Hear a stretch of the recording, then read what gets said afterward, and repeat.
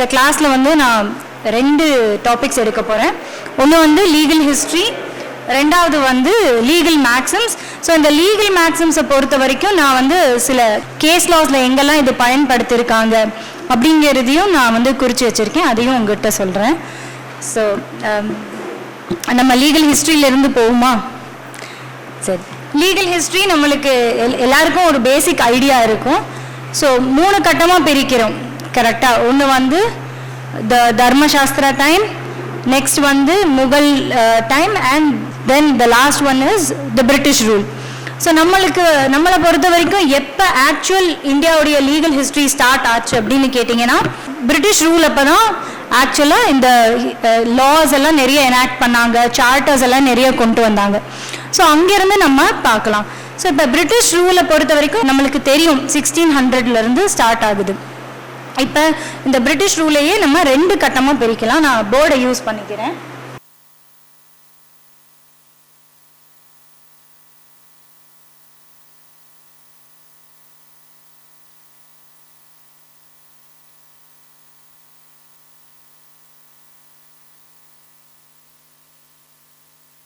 இந்த company rule, crown rule அப்படின்னு நான் எழுதியிருக்கேன்.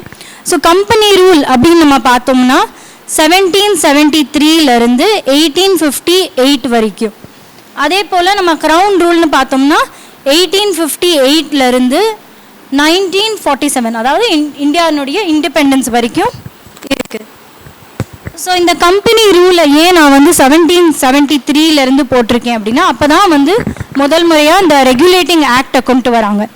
ஸோ இப்போ நம்ம வந்து பார்க்க போகிறது வந்து 1600லேருந்து நம்ம பார்க்கலாம். ஸோ முதல் டைம் வந்து பிரிட்டிஷ் எப்போ இந்தியாவுக்குள்ளே வராங்க அப்படின்னா 1600 ADயில் வராங்க.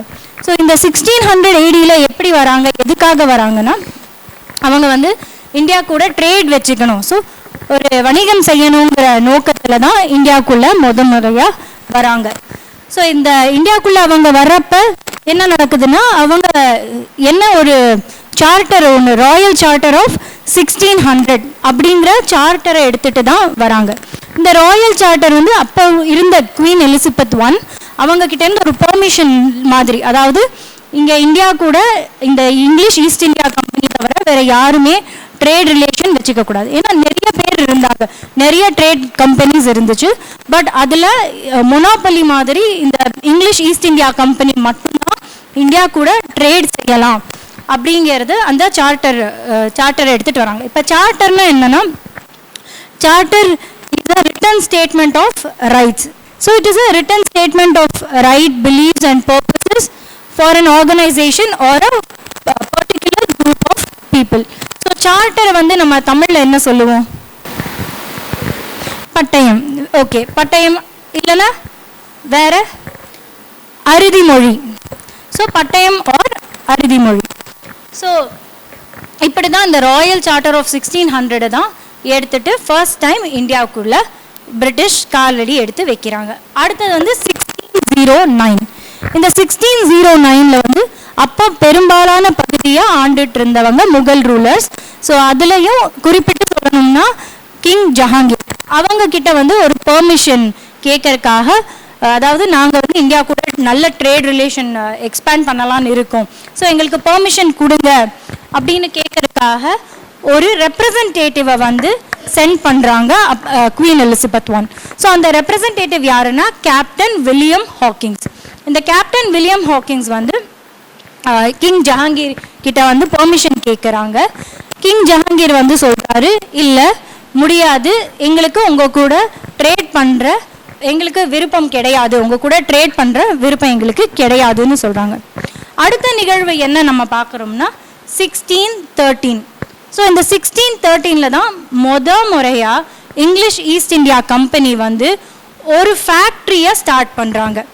எங்கே இந்த ஃபேக்ட்ரியை ஸ்டார்ட் பண்ணுறாங்கன்னா குஜராத்தில் சூரத். ஏன் சூரத் சூஸ் பண்ணுறாங்க? அகெயின் சூரத்தும் வந்து ஒரு போர்ட் சிட்டி, அதனால தான் அவங்க சூரத்தை சூஸ் பண்ணுறாங்க. ஸோ ஃபர்ஸ்ட் டைம் அவங்க வந்து ஒரு ஃபேக்ட்ரியை எஸ்டாப்ளிஷ் பண்ணது வந்து சூரத்தில் தான் இந்த இயர் 1613. ஸோ இந்த ஃபேக்ட்ரி நான் சொல்லிட்டு இருந்தேன். ஃபேக்ட்ரினா என்ன? இது ஒரு மேனுஃபேக்சரிங் யூனிட்டா அப்படின்னு கேட்டால் கிடையாது. இங்கே ஃபேக்ட்ரிங்கிறது என்னன்னா, அவங்க என்ன பொருளை கொண்டு வந்தாங்களோ அதை இங்கே ஸ்டோர் பண்ணுறதுக்கும் இங்கேருந்து என்ன அவங்க வாங்குறாங்களோ அதையும் ஸ்டோர் பண்ணுற ஒரு வேர்ஹவுஸ் மாதிரி தான் இந்த ஃபேக்ட்ரி இயங்குச்சு. ஸோ வேர்ஹவுஸ்னால் என்ன தமிழில்? கிடங்கு. கரெக்ட். ஸோ கிடங்கு. அடுத்த நிகழ்வு நம்ம என்ன பார்க்க போகிறோம்னா 1615. ஸோ 1615 மறுபடியும் ஒரு அம்பாசிடரை அனுப்புகிறாங்க, கிங் ஜேம்ஸ். ஸோ இப்போ ஆட்சி மாறிடுச்சு, இங்கிலாண்டில் ராணியினுடைய ஆட்சி இல்லை, இப்போ அடுத்த ராஜா வராரு, அவர் தான் கிங் ஜேம்ஸ். ஸோ ஒரு அம்பாசிடரை அனுப்புகிறாங்க. அம்பாசிடர் பேர் சர் தாமஸ் ரோ. ஸோ இந்த அம்பாசிடர் அவங்க 2 ஃபார்மேன், ஸோ ராயல் ஃபார்மேன்னு சொல்லுவாங்க. ஃபார்மேன்னா என்ன, யாருக்காச்சும் ஐடியா இருக்கா? ஓகே, ஃபார்மேன்னா என்னன்னா ஒரு அரசு உத்தரவு, இதை எடுத்துட்டு வராங்க. ஸோ இந்த அரசு உத்தரவில் ஒன்றில் என்ன சொல்கிறாங்கன்னா, இந்தியா கூட ட்ரேட் எக்ஸ்க்ளூசிவ் ட்ரேட் இந்த இங்கிலீஷ் ஈஸ்ட் இந்தியா கம்பெனி அவங்க மட்டும்தான் வைக்கலாம். ரெண்டாவது என்னன்னா, இவங்க இந்த ட்ரேடுக்கு எந்த விதமான சுங்கமும் கட்ட தேவையில்லை. That is they are exempted from custom duty. So இது எப்போ நடக்குது? 1615. அதுக்கடுத்து என்ன நடக்குதுன்னா 1640 2வது ஃபேக்ட்ரியை அவங்க எஸ்டாப்ளிஷ் பண்ணுறாங்க. எங்கே எஸ்டாப்ளிஷ் பண்ணுறாங்க? ஏதாவது ஐடியா இருக்கா? கல்கத்தா இல்லை, மெட்ராஸ். ஸோ மெட்ராஸில் 2வது ஃபேக்ட்ரியை அவங்க எஸ்டாப்ளிஷ் பண்ணுறாங்க. அடுத்தது 1668 பாம்பேயில் ஒரு ஃபேக்ட்ரியை எஸ்டாப்ளிஷ் பண்ணுறாங்க.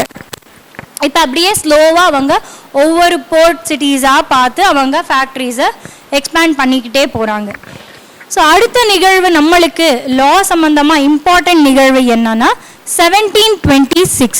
ஸோ தி சார்ட்டர் ஆஃப் 1726 நம்ம சொல்லலாம். ஸோ இந்த சார்ட்டர் ஆஃப் 1726 தான் under this charter they established something called as the mayor's court. MAYOR' mayor's court. So இந்த மேயர்ஸ் கோர்ட் எங்கே எஸ்டாப்ளிஷ் பண்ணுறாங்கன்னா 3 சிட்டிஸில் எஸ்டாப்ளிஷ் பண்ணுறாங்க. ஸோ நம்மளுக்கு எல்லாருக்குமே தெரியும், கல்கத்தா, மெட்ராஸ் அண்ட் பாம்பே, இது 3மே பிரசிடென்சிஸ் இருந்துச்சுல, அந்த 3 இடத்துலையுமே இந்த மேயர்ஸ் கோர்ட்டை கொண்டு வராங்க. என்ன நோக்கத்துக்காக இந்த மேயர்ஸ் கோர்ட்டை கொண்டு வராங்க அப்படின்னா, ஸோ இந்த கம்பெனிஸ்குள்ளே நடக்கிற டிஸ்பியூட்ஸ், இந்த ஃபேக்ட்ரிக்குள்ளே இருக்கிற டிஸ்பியூட்ஸ், அங்கே வேலை பார்க்குறவங்களுக்கு ஏதாச்சும் சண்டை சச்சரவு இருந்துச்சுன்னா, சிவில் டிஸ்பியூட்டாக இருக்கலாம், இல்லை கிரிமினல் ப்ளீஸாக இருக்கலாம், ட்ரையல்ஸாக இருக்கலாம், இதையெல்லாம் தீர்க்கிற ஒரு விதமாக தான் இந்த மேயர்ஸ் கோர்ட்டை கொண்டுட்டு வராங்க. ஸோ இந்த மேயர்ஸ் கோர்ட்டு யூனிஃபார்மாக எல்லா இடத்துலையும் ஒரே மாதிரி தான் இயங்கிட்டு இருந்துச்சு. ஸோ இந்த என்ன லாஸ் அவங்க பயன்படுத்தினாங்க தெரியுமா? So they assume the laws of England to be lex loci. lex loci na enna? lex na law, legi, lex, juris, இது எல்லா வேர்டுக்கும் லாங்கிற பொருள் தான் வரும். லெக்ஸ்னா law, லோக்கினா local இல்ல locality based, that is law of the land or law of the place. அடுத்து நம்ம இம்பார்ட்டண்ட்டாக என்ன பார்க்கணும் அப்படின்னா 1765 நான் ஏற்கனவே சொன்னேன், பிரிட்டிஷ் ஸ்லோவாக எக்ஸ்பேண்ட் பண்ணிக்கிட்டே வந்தாங்க அவங்களோட ட்ரேடை. ஸோ திவானி ரைட்ஸ் அப்படின்னு ஒரு ரைட்ஸை கொடுக்குறாங்க. அதாவது பிரிட்டிஷ் ஈஸ்ட் இந்தியா கம்பெனிக்காக இங்கே இருந்த பெரும்பாலான ஜமீன்தார்கள் அவங்கெல்லாம் on behalf of the English East India Company they were allowed to collect taxes from the common people.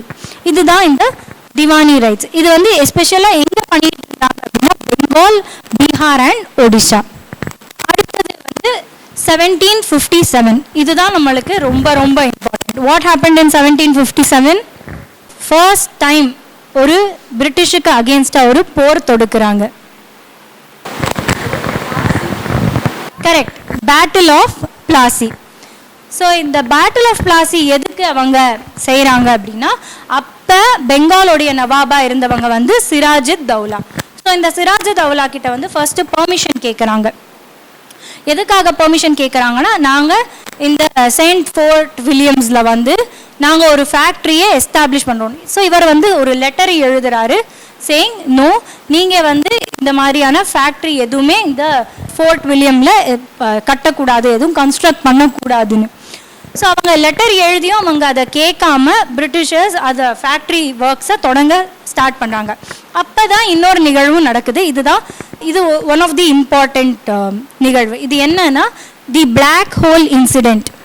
So the black hole incident of 1756. This is what led to battle of Plassey in 1757. யாருக்காச்சும் தெரியுமா black hole இன்சிடெண்ட்னா என்னன்னு? Okay, so இந்த black hole incident என்ன பண்ணுறாங்கன்னா ஒரு 146 இதுக்கும் மேலேன்னு சொல்கிறாங்க. பட் நான் நிறைய இதில் பார்த்தப்ப எல்லாத்துலேயும் இந்த 146ங்கிற நம்பர் தான் போட்டு, அந்த 146 பிரிட்டிஷ் மென்னை வந்து இவர் அரெஸ்ட் மாதிரி பண்ணி ஒரு சின்ன அறைக்குள்ளே அடைச்சி வச்சிடுறாரு. ஸோ ஒரு நைட் அவங்கள அங்கே தங்க விடுறாங்க, அதாவது அடைச்சி வச்சிடுறாரு சிராஜுத்தௌலா. ஸோ அப்போ என்ன ஆகுதுன்னா அடுத்த நாள் காலையில் பார்க்குறப்ப வெறும் 23 பேர் மட்டும்தான் உயிரோடு இருந்தாங்க, British officers and Britishers. So அதனால தான் இது வந்து ஒரு பிளாக் ஹோல் அப்படின்னு சொல்கிறாங்க. இது வந்து இதை ரிட்டாலியேட் பண்ணுற விதத்தில் தான் இந்த பேட்டில் ஆஃப் பிளாசியை சொல்கிறாங்க 1757. அடுத்தது பேட்டில் ஆஃப் பிளாசியில் என்ன நடக்குது?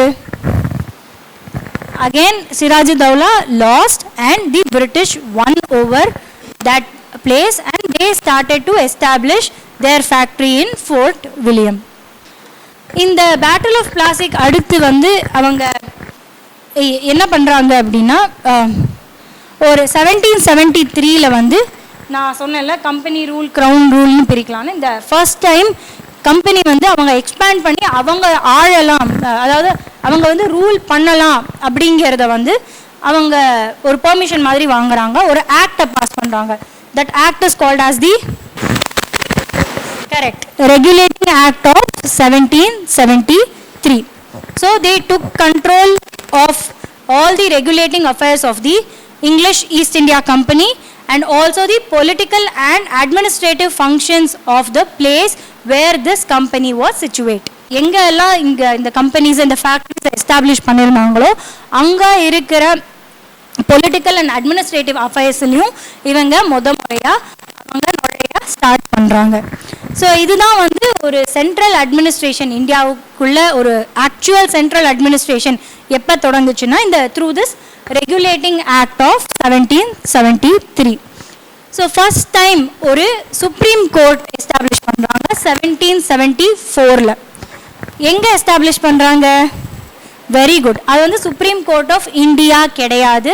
It is called as the Supreme Court of Calcutta in 1774.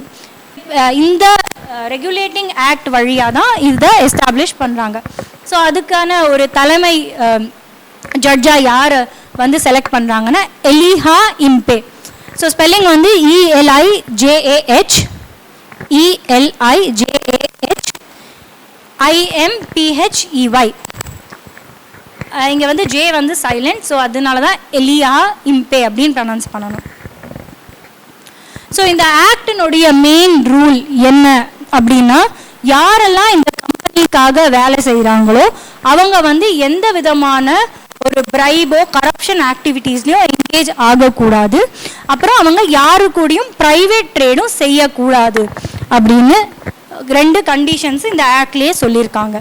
அது தவிர யாரெல்லாம் கல்கட்டாவில் இருக்காங்களோ, எஸ்பெஷலி யாரெல்லாம் இந்த கம்பெனிக்காக வேலை செய்கிறாங்களோ அவங்க இடையில ஏதாச்சும் டிஸ்பியூட்ஸ் வந்துச்சுன்னா அதெல்லாம் வந்து இந்த சுப்ரீம் கோர்ட் ஆஃப் கல்கத்தாவில் தான் இதுதான் அட்ஜுடிகேட் பண்ணுங்கிற மாதிரி அந்த ஆக்டில் அவங்க கொண்டுட்டு வராங்க.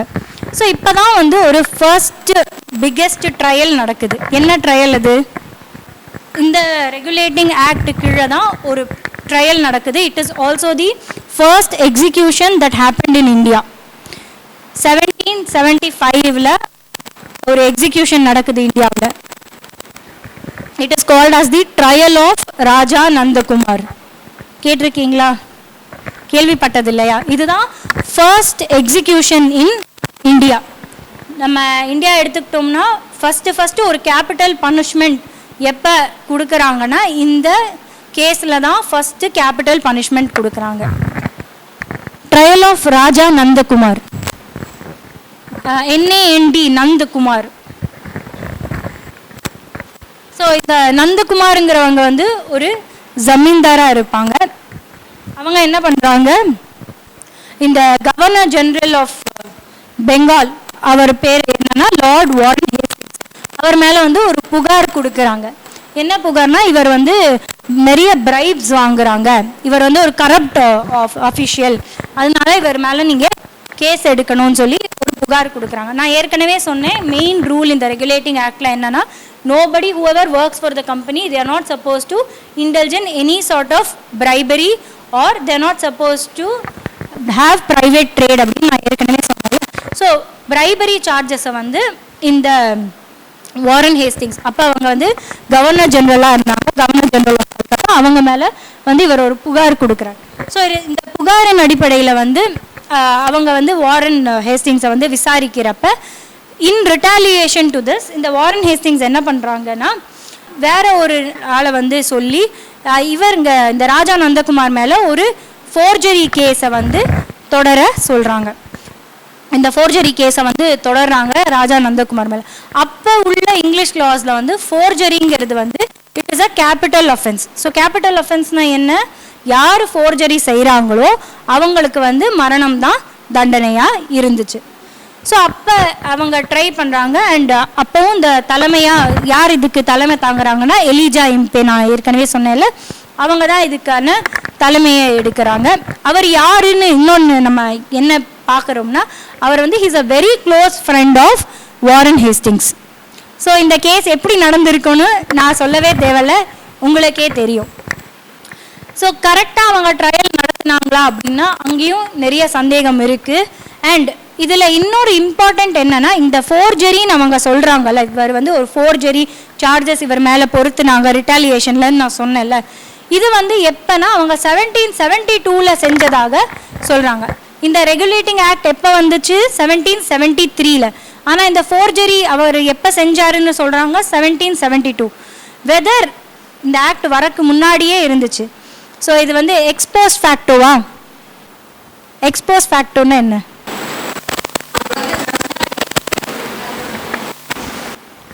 So can person be tried ex post facto? Article 20 clause 2. Okay. It has retrospective or prospective? So it has prospective effect. இன்னும் நம்ம கான்ஸ்டிடியூஷனே இல்லையே, அவங்க வச்சது தானே சட்டம், regulating act, any law for that matter. இப்போ வந்து ஒரு ஆக்ட் வந்து when an act is not punishable, அப்போ வந்து அது நெக்ஸ்ட் இன் ஃபியூச்சர் அதை வந்து பனிஷபிளாக நீங்கள் மாற்றுறீங்க, ஒரு அஃபென்ஸாக நீங்கள் மாற்றுறீங்கன்னா, அது எப்போ அந்த ஃப்யூச்சரில் நீங்கள் மாற்றுறீங்களோ அதுக்கப்புறமா யாராச்சும் அந்த செயலில் ஈடுபடுறாங்களோ அவங்கள தான் நம்ம பனிஷ் பண்ணலாம். இதுதான் பிரின்சிபல் ஆஃப் நேச்சுரல் ஜஸ்டிஸ். ஆனால் இந்த கேஸை பொறுத்த வரைக்கும் இங்கே ஒரு ஃபேர் ட்ரையல் நடக்கலை. இங்கே ஃபேர் ட்ரையல் நடக்காததுனால என்ன ஆகுது, இந்த ராஜா நந்தகுமாரை வந்து எக்ஸிக்யூட் பண்ணிடுறாங்க. எக்ஸிக்யூட் பண்ணிடுறாங்கன்னா என்ன, தூக்கில் வச்சிடுறாங்க. அடுத்து நம்ம இம்பார்ட்டண்ட்டாக என்ன, ஃபஸ்ட்டு கேஸ் இன் இந்தியா, அதாவது இந்தியானா நம்ம ஃபஸ்ட்டு கேஸ் இந்தியாவிலே நம்ம குறிப்பிட்ட ஒரு ஃபஸ்ட்டு கேஸ் இதுதான், the trial of Raja Nandakumar. உங்களுக்கு இன்ட்ரெஸ்ட் இருந்தால் நீங்களும் படித்து பாருங்கள், இது you will get a lot of insight from this. Next வந்து நம்ம 1781 போகலாம். ஸோ அமெண்டிங் ஆக்ட் ஆஃப் 1781 இதை கொண்டு வராங்க. அதாவது இந்த ரெகுலேட்டிங் ஆக்ட் ஆஃப் 1773 இருக்குல்ல, அதில் சில சேஞ்சஸ் பண்ணுறாங்க. இந்த ஆக்டுக்கு இன்னொரு பேரும் இருக்குது, என்ன, தி செட்டில்மெண்ட் ஆக்ட் ஆஃப் 1781. ஸோ இந்த ஆக்டில் என்ன பண்ணுறாங்க, they started to slowly settle in India. So அதுக்காக தான் இந்த ஆக்டை வந்து கொண்டுட்டே வராங்க. இதில் வந்து என்ன சொல்கிறாங்கன்னா, governor general and the council அவங்க அகெயின்ஸ்டாக எந்த ஒரு கேஸும் யாரும் தொடர முடியாது. நான் ஏற்கனவே ராஜா நந்தகுமார் கேஸில் என்ன நடக்குது, ஃபஸ்ட்டாக யார் மேலே தொடர்றாரு ராஜா நந்தகுமார், கவர்னர் ஜெனரலாக இருந்த வாரன் ஹேஸ்டிங்ஸ் மேலே. ஸோ இந்த ஆக்ட், இந்த அமெண்ட்மெண்ட் ஆக்டில் என்ன சொல்கிறாங்கன்னா, யாருமே இந்த executive council members or the governor general மேலே எந்த விதமான ஒரு வழக்கும் தொடர முடியாது அப்படின்னு சொல்கிறாங்க. அடுத்தது it excluded the revenue matters and other matters arising out of the collection of revenue. அதாவது ரெவென்யூனா இந்த யாரெல்லாம் லேண்ட்ஸ் வச்சுருக்காங்களோ அந்த லேண்ட்ஸுக்கான டேக்ஸஸ் அதை வந்து கலெக்ட் பண்ணுற அதிகாரம் வந்து இந்த பிரிட்டிஷ்காரங்க கிட்ட இருந்துச்சு. ஏற்கனவே திவானி ரைட்ஸ் சொன்னல, ஸோ அதுலேருந்து அவங்க தான் இந்த டேக்ஸ் எல்லாம் கலெக்ட் பண்ணிக்கிட்டு இருந்தாங்க.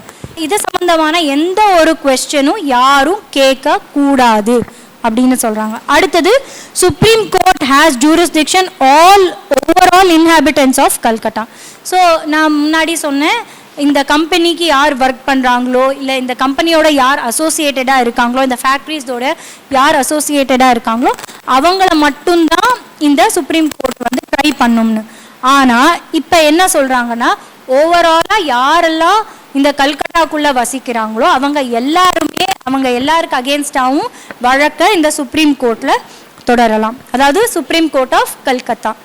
அடுத்தது 1784 வந்து ஒரு ஆக்டை கொண்டு வராங்க. It's called the Pitt's India Act 1784. So ஏன் இதுக்கு பிட்ஸ் இந்தியா ஆக்ட் அப்படின்னா, அப்போ இருந்த British prime minister William Pitt அவர் தான் இந்த ஆக்டை வந்து இன்ட்ரடியூஸ் பண்ணுறாங்க இந்தியாவுக்கு. அதனால தான் it is called as the Pitt's India Act. So இந்த பிட்ஸ் இந்தியா ஆக்டில் என்ன சொல்கிறாங்கன்னா, இந்த கம்பெனி இருக்குல்ல, that is English East India Company. இந்த English East India Company will be divided into two. One is court of directors and another one is board of control. இந்த வேர்ட்ஸை ஞாபகம் வச்சுக்கோங்க, ஏன்னா அடுத்தடுத்து நம்ம இது சம்மந்தப்பட்டதான் நம்ம பார்க்க போகிறோம். So court of directors and board of control. So இந்த கோர்ட் ஆஃப் டைரக்டர்ஸ் அவங்களுடைய வேலை என்னன்னா, they will manage only the commercial affairs like trade, யார் கூட நம்ம ட்ரேட் செய்யலாம், என்ன பொருளை நம்ம ட்ரேட் செய்யலாம், இதை எப்படி விற்கலாம், இந்த விற்பனைக்கு என்ன வேல்யூ, அதெல்லாம் டிசைட் பண்ணுறது தான் இந்த கோர்ட் ஆஃப் டைரக்டர்ஸ்.